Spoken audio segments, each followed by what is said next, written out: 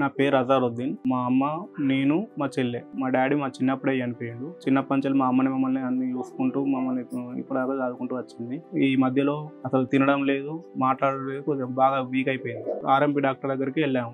వెళ్తే ఇట్లా అసలు ఫీవర్ తగ్గట్లేదు, ఇట్లా చిన్న గడ్డు ఉన్నది, మరి ఏంటిది అని చెప్పేసి చెప్తే మరి బయాప్సీ టెస్ట్ చేయించాలి అని చెప్పేసి చెప్పింది. పండుగ హ్యాపీలో మేము ఉండే. సడన్ గా కాల్ చేశారు, ఇట్లా బయాప్సీ రిపోర్ట్ వచ్చింది, మీది క్యాన్సర్ అని చెప్పేసి చెప్పారు. బ్రెస్ట్ మొత్తం తీసేయాలి, లేకపోతే మళ్ళీ ఇంకా స్ప్రెడ్ అయిపోతుంది అని చెప్పేసి చెప్పారు. ఇక హాస్పిటల్కి వెళ్ళాము, సర్జరీ చేయించాము, బ్రెస్ట్ మొత్తం తీయించాము.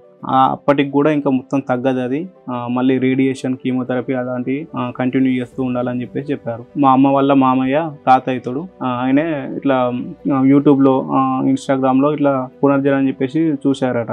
మరి అది ఎట్లున్నది ఏందని చెప్పేసి ఇట్లా ఈ హాస్పిటల్కి వెళ్ళు, బాగానే ఉంటుందట అని చెప్పేసి చెప్పారు. ఈ పునర్జన్కు వెళ్ళాను. వెళ్ళి చాలా మందిని పేషెంట్ని కలిశాను. దాదాపుగా ఒక 10 మందిని కలిసిన తర్వాత నాకు నమ్మకం కలిగిన తర్వాత నేను మా మదర్ని తీసుకొని హాస్పిటల్కి వచ్చాను.